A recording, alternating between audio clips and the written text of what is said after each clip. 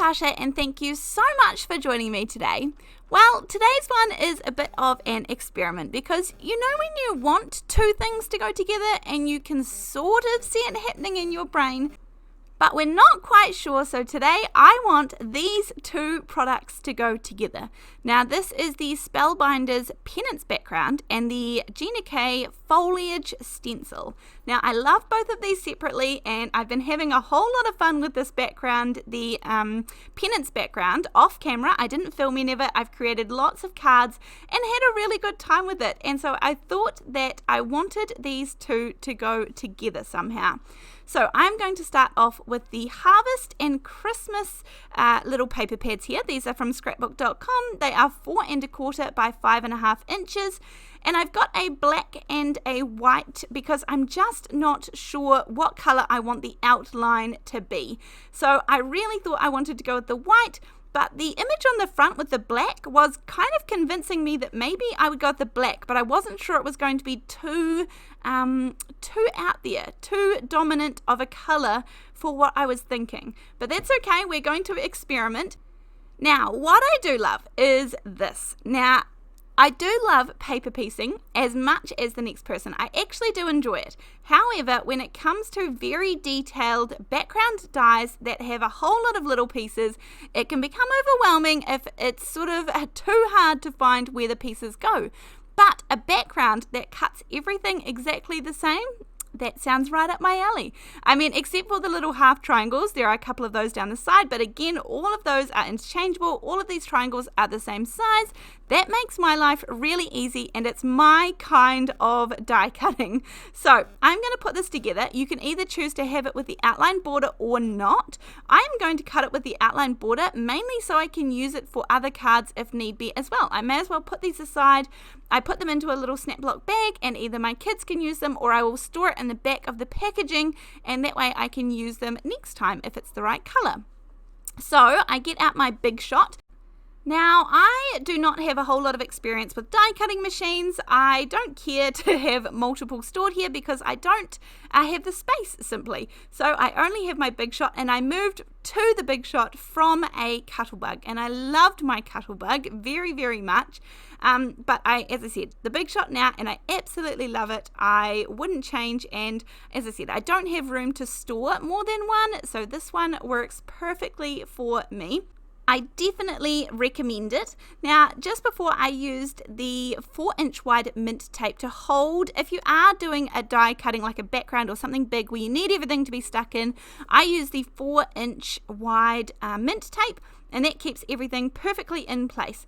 But these ones here, I don't need them to be because, as I said, the triangles are the same size, so it means I don't need everything to be perfect, and I'm just going to die cut all of these really quickly and then have some different little piles all over my desk of the colors that I can grab. Now, with this one, I must admit, I find it really freeing because on the front of the packaging, the image actually doesn't have like a pattern to the colors where they've put them in. And so I really felt free that I could just add colors wherever and it didn't have to be a perfect pattern. So that's what I was really enjoying today. This is straight onto my card base, and I'm using some Sizzix double-sided adhesive sheets. I'm putting one that's cut just ever so slightly smaller than the actual size of the die. And that way, by having the double-sided adhesive down, it just means I don't have to glue every single piece, but by all means, you could absolutely just use liquid glue behind, like this die cut here. You could put the liquid glue down and then each individual triangle. That would not be hard at all because there is not that many, but the double-sided sheets are a beautiful luxury that I enjoy in this case. So I'm just roughly lining up the black. I decided to go with the black even though I wasn't sure. And I had this backup plan in my mind that if it sort of seemed too crazy, too dominant for what I was looking at, I was just going to cover it on up with a white one over top. So that will work fine.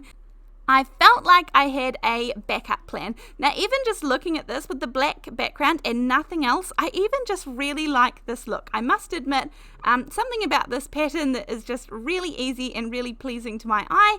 But this is where I just go for gold and fill in these pieces, and I knew I didn't have to have any particular pattern, and so I felt good about that. It was really, really easy and nice and enjoyable and quick. And as I said, I had lots left over. I'm keeping all of those outlined ones to the left, and I can use those again. I did even think that I might heat emboss one in gold as well, and that would change the color of it. Yeah, a couple of ideas up my sleeve already, but you'll have to see what's coming. Anyhow, this process is really easy because remember, all of those triangles are sticky from the double-sided adhesive underneath, so I really just have to pop them in and they just fit in like a little puzzle piece. And just to make sure they all sort of sit really smoothly, I just give them all the edges a nice little press in. So this kind of feels like one layer of cardstock, and that is going to be important for the next thing that we add on top, because I wanted this stencil to work. I've seen Gina K use the stencil in lots of different ways, and it feels like kind of one of those staple stencils, just sort of a nice swirly, you know, foliage-y kind of pattern. So that's what attracted me to it in the first place, was the fact that it was sort of one of those staple gorgeous patterns that I didn't already have in my stash. Now with the stencil, I can see that, you know, the two on the diagonal here are sort of just a mirror image of each other, well, give or take, and then the other one off the side is a little bit extra, so I'm actually planning to just do the two from on a big diagonal from one end to the other, and I'm going to cover off that extra little bit of foliage out the side. That will be good for another project, but for this one I quite like the idea of balancing it perfectly throughout the card, so I just use a little bit of mint tape to cover that up to make sure I don't get any of my stencil paste in there. I also don't want it to go over onto those white edges because this is already on my card base, remember? So I'm protecting those as well.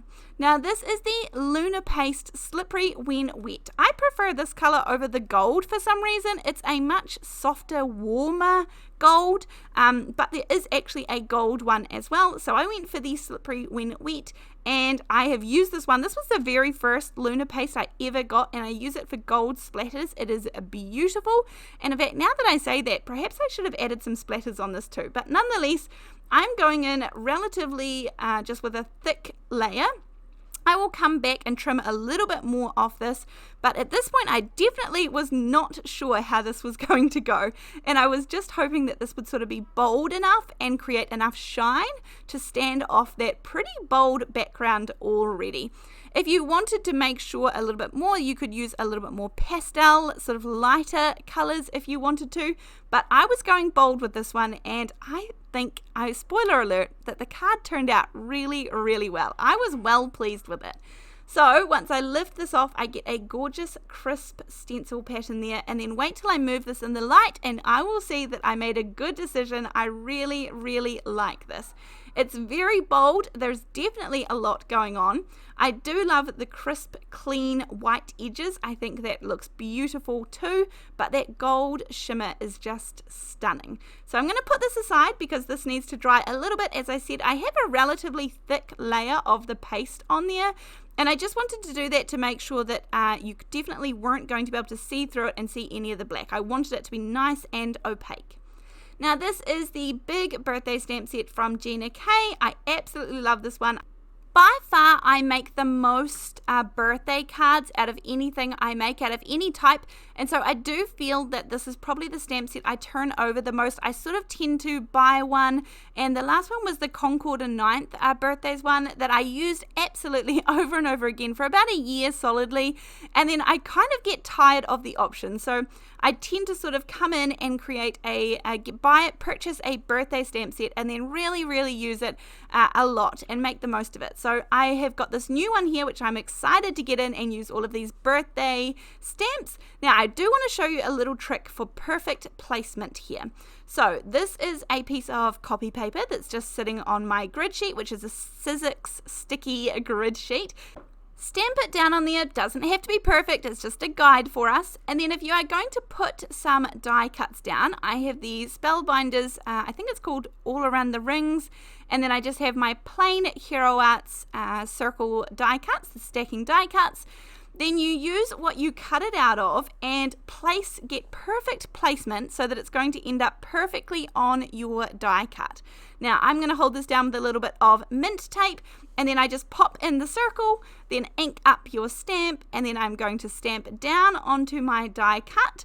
And this means I can do multiples really, really fast as well, but I also know that the placement is perfect and that I'm not going to waste 3 die cut circles because I just was off a little bit, or is a little bit to the left or a little bit to the right. I know that the placement is perfect.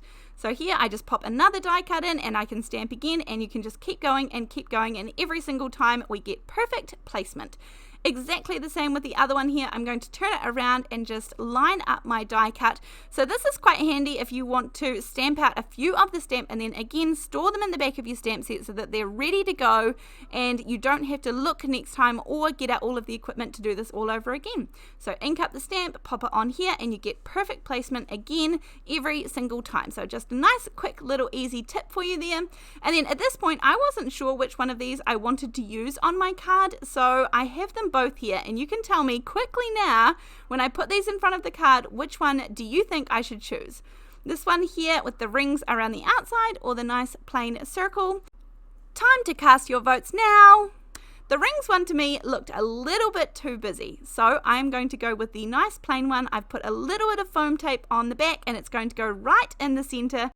So the moral of this card making session is try and put things together that you don't think they might not go well, or they may go well. Experiment and have fun, take a risk, and if it doesn't work out, that's okay too.